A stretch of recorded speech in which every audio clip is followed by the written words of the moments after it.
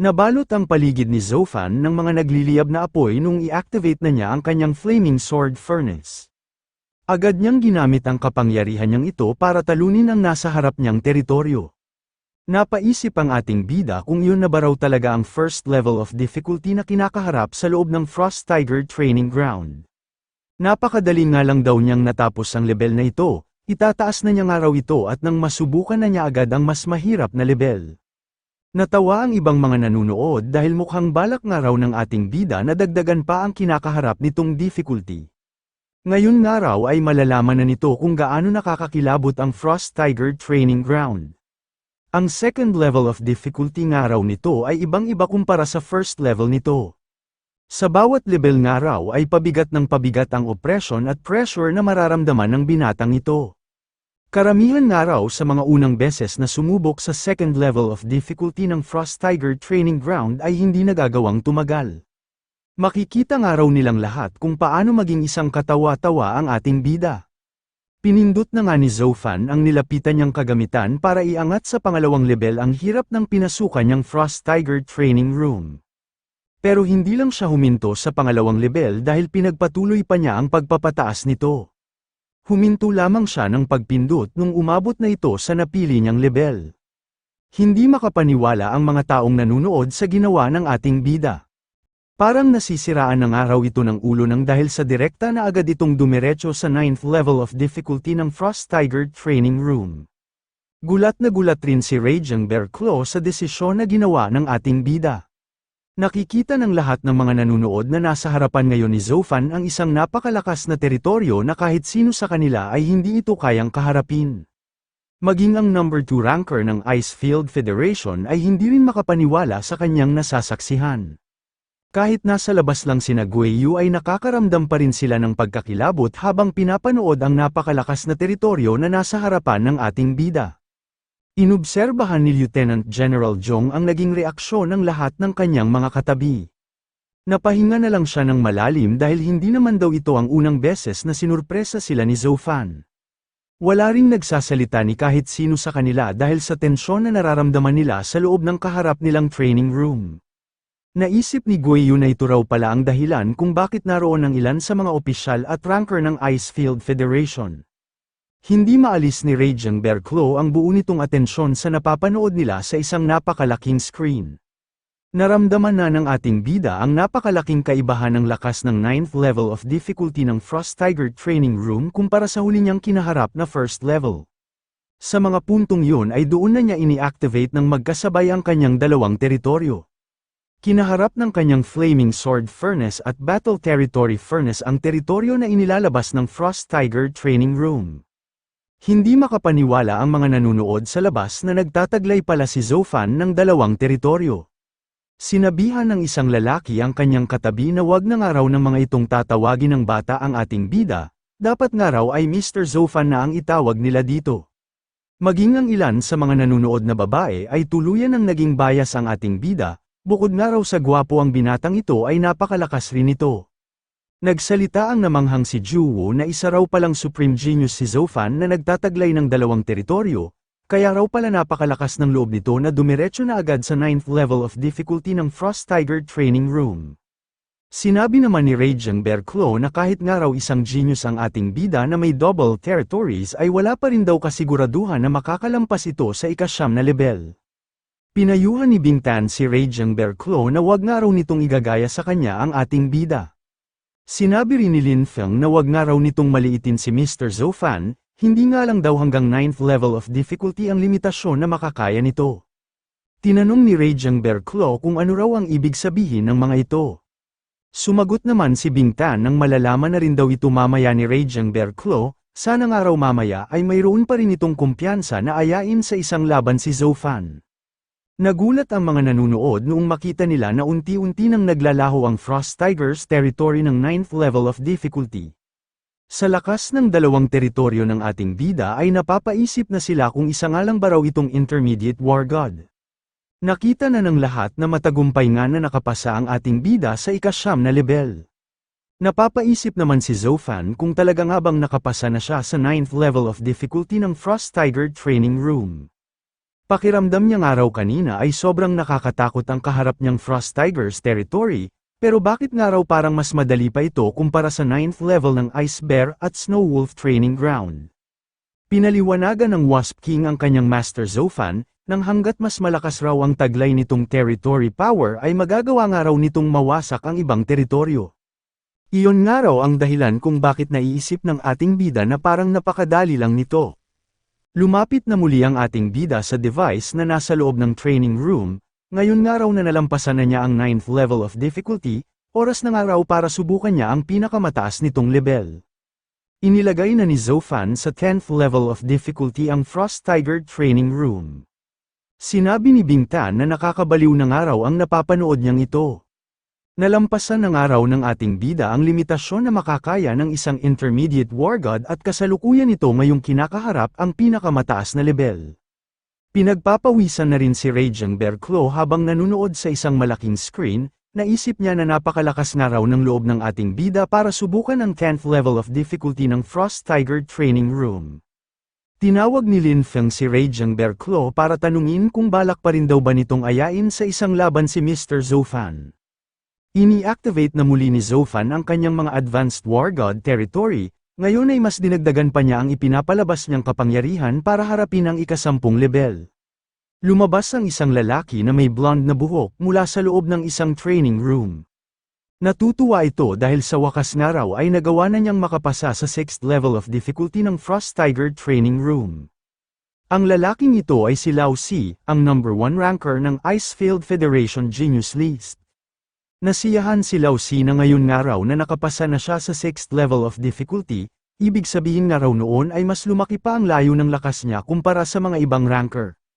Nararapat nga lang daw talaga sa kanya ang pagiging numero 1 sa kanilang Icefield Federation Genius List, ang magagawa na nga lang daw ng iba ay ang tingalain ang kanyang lakas. Nagtaka si Lao Si kung nasaan na raw ang mga taong nanunood, sa tuwing lumalabas nga raw siya ng training room ay napakaraming tao ang bumabati at nag-aabang sa kanya. Napaisip si Lao Si noong makita nito sina Lieutenant General Zhong at ang ibang mga ranker ng kanilang Icefield Federation. Nagtataka siya kung ano raw ang nangyayari, bakit nga raw napakaraming tao ang nanunood sa labas ng training room number 2.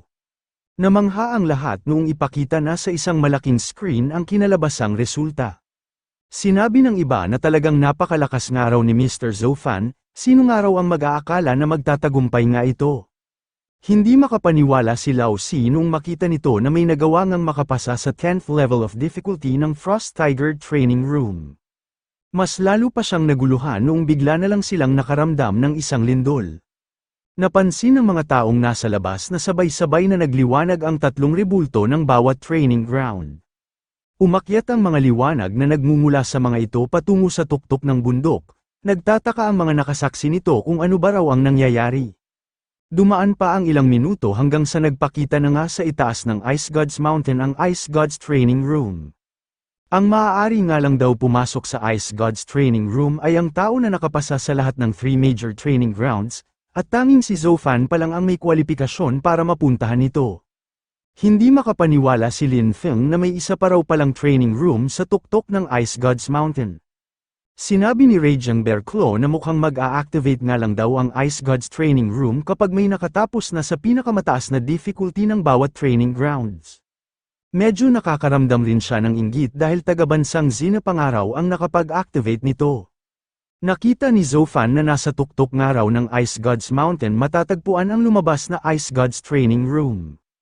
Nagulat na lang siya noong mag-umpisa na siyang mapa-teleport papunta sa ibang lugar. Naisip ng ating bida na mukhang nasa loob na nga raw siya ngayon ng Ice Gods Training Room. Halos kagaya nga lang daw nito ang training room ng 3 major training grounds, ang kaibahan nga lang daw nito ay wala siyang nakikitang control device. Nagulat si Zoufan noong may makita ito sa kanyang harapan. Agad niyang tinanong ang isang nakatalikod na lalaki kung sino raw ito. Shout out sa lahat ng patuloy na sumusuporta sa ating channel na Otakong Pinoy Recap. Maraming salamat po. Hindi naman sinagot ng lalaki ang pagtatanong sa kanya ng ating bida. Napaisip si Zoufan na parang ito raw ang kanyang senior na lagi niyang nakikita sa misteryosong altar. Agad niya rin namang sinabihan ang kanyang sarili na mukhang hindi nga raw ito ang kanyang senior, mukhang isa nga lang daw itong katawan na gawa sa enerhiya gaya na lang ng mga nakaharap niyang Ice Bear, Snow Wolf at Frost Tiger. Pero halos kamukhang kamukha nga raw ng ilusyon na ito ang itsura ng kanyang senior, marahil nga raw ay may koneksyon talaga ang mga ito. Naisip ni Zofan na dahil nga raw halos magkaparehas lang ang mga ito, nakakasigurado nga raw siya na ang pagsubok na gagawin niya sa Ice Gods Training Room ay kagaya din lang ng mga pagsubok na kanyang napagdaanan. Kailangan niya nga raw talunin ang nasa harapan niyang enerhiya para magawa na niyang makapasa sa kinakaharap niyang pagsubok. Matapos umatake ng ating bida ay naisip niya na hindi nga raw talaga ito ang kanyang senior dahil napakalaki nga raw ng pagitan sa layo ng lakas ng mga ito. Kung lalabanan niya nga raw ngayon ang totoo niyang senior, ang tanging magagawa lang daw niya ay ang dumipensa sa mga pag-atake na gagawin nito. Hindi na rin ito pinatagal pa ni Zofan, agad na niyang hinati sa dalawa ang katawan ng kinakaharap niyang enerhiya. Napaisip ang ating bida kung talaga bang hanggang doon na lang ang difficulty na kayang ipalabas ng Ice Gods Training Room. Inisip niya nga raw na mahihirapan siya dito ng sobra, kaya hindi niya nga raw inasahan na mas mahirap lang ito ng kaunti sa 3 major training grounds. Naalala rin ni Zofan ang sinabi ng narinig niyang boses na sa sandaling makapasok raw siya sa Ice Gods Training Room ay makukuha raw niya ang legacy na iniwan nito. Naisip ni Zofan na nakapasa na nga raw siya sa pagsubok kaya bakit nga raw hindi pa rin niya nakikita ang legacy na binanggit ng mahiwagang lalaki. Napansin ni Zofan na muli na namang bumabalik sa dati ang tinalo niyang lalaki na gawa sa enerhiya. Mukhang makakaya nga raw nitong magbalik sa dati nitong anyo sa tuwing matatalo ito. Napapaisip siya kung wala ba raw katapusan ang pagsubok niyang ito. Nagsalita na ang nabuong enerhiya at sinabi na nag-activate na raw pala ngayon ang Ice Gods Cultivation Room. Iniisip rin ito kung ilang taon na ba raw ang lumipas simula nung huli itong mag-activate at kung nananatili pa rin daw ba ngayon na payapa ang mundo. Nagtanong si Zofan sa mahiwagang lalaki kung talaga nga bang dito na magwawakas ang kanyang pagsubok, tinatanong niya kung talaga nga bang nakapasa na siya. Sinabi ng mahiwagang lalaki na nagawa nga raw ng ating bida na talunin ang kanyang 25 years old form kaya nakapasa na nga raw talaga ito. Binanggit niya rin na nasa edad na nga raw siya ng 28 noong makuha niya ang kanyang star power, yun nga raw ang taon kung kailan bumagsak ang mga bulalakaw na siyang nagbigay ng pagpapahirap sa buong mundo. Nagulat ang ating bida sa sinabi ng mahiwagang lalaki. Hindi siya makapaniwala na ang ilusyon na nakalaban niya kanina ay isa ng expert kahit na wala pa itong taglay na star power. Naalala ni Zofan ang sinabi sa kanya ni Lieutenant General Jong na nag-iwan ng legacy ang pinakamalakas na tao sa buong mundo bago pa man nangyari ang Starfall Night. Hindi lubos maisip ng ating bida na halos maihahalin tulad na raw pala ang lakas noon ng pinakamalakas na tao sa lakas ng isang intermediate war god kahit hindi pa ito nakakatanggap ng star power. Sinabihan ng mahiwagang lalaki ang ating bida na sundan na lang daw siya nito dahil hindi niya nga raw maipaliwanag ng mabuti ang sitwasyon gamit ang mga salita. Pagkalampas ni Zofan sa isang portal ay nakita nito ang dating itsura ng Icefield City. Nagtanong ang ating bida kung mag-isa nga lang ba raw na lumalaban ang lalaking nakikita niya sa mga naglalakihang halimaw.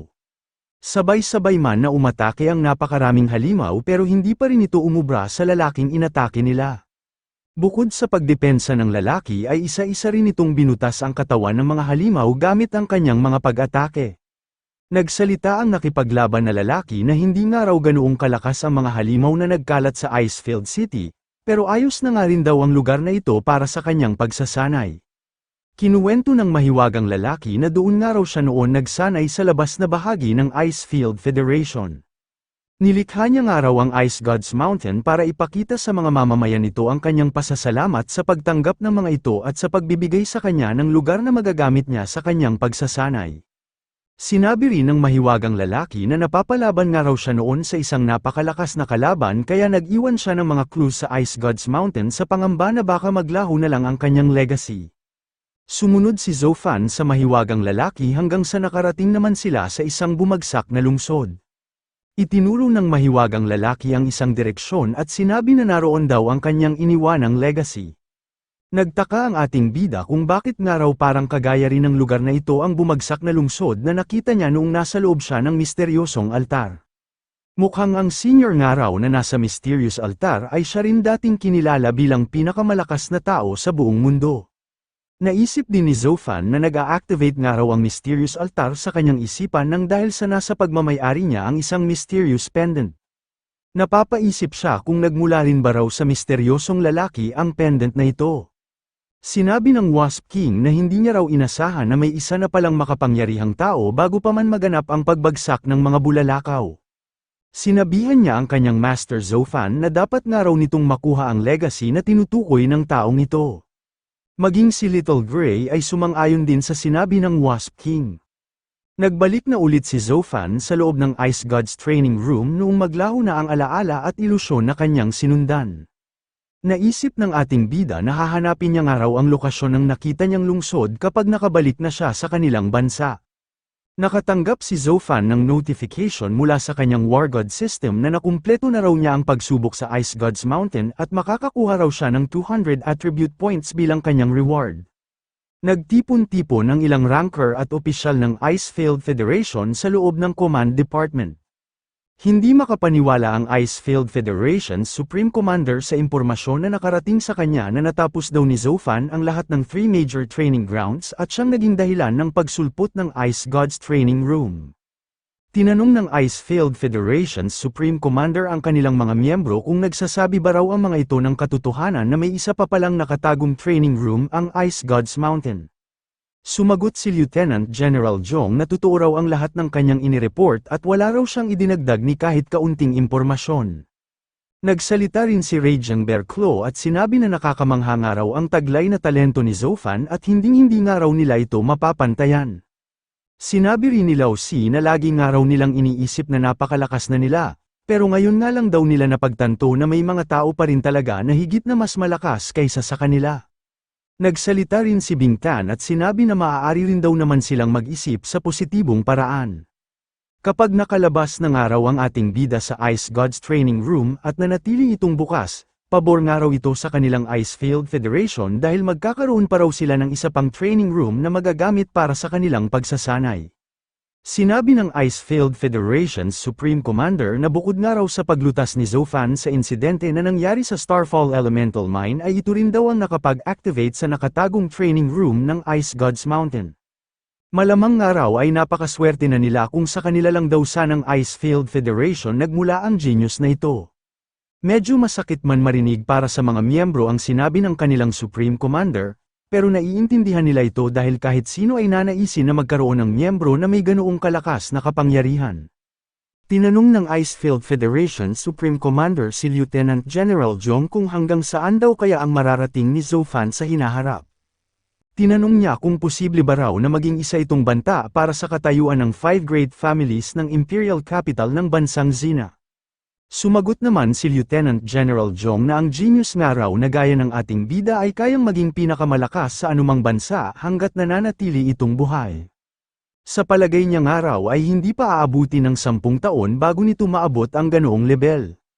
Sinabi ng Supreme Commander na posible raw pala na maging isa na ito sa pinakamalakas sa bansang Xena bago pa man matapos ang 10 taon. Hindi ka nga raw basta-basta makakahanap ng isang tao na kayang lumakas ng ganoong kabilis. Nagsalita ang Icefield Federation's Supreme Commander at sinabi na kailangan nga raw nilang gawin ang lahat para mas lalo pang mapalapit sa kanila ang ating bida. Inatasan niya si Lieutenant General Jong na kailangan nga raw nitong subukan ang lahat ng paraan para mapanatili ang pagkakaibigan ng kanilang Icefield Federation at ni Mr. Zofan. Agad namang sumaludo si Lieutenant General Jong at sinabi na gagawin niya nga raw ito.